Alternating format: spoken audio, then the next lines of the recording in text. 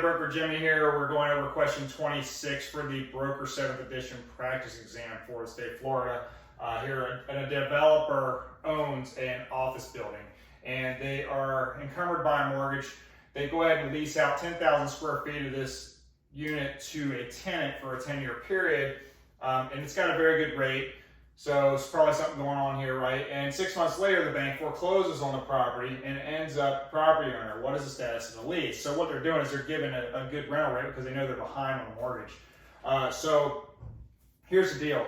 If you have a foreclosure on a property, then it terminates the lease. That doesn't mean they're going to kick you out day one. They may offer you cash for keys, or they may give you a certain amount of time, maybe 90 days to move out. You're going to get a notice of eviction. They're going to give you a set of time to get out. Now, if this was a sale of a property, then we would say that the lease moves with the sale. So we have to look at the main question here. The main question says, what is the status of the lease if the property forecloses?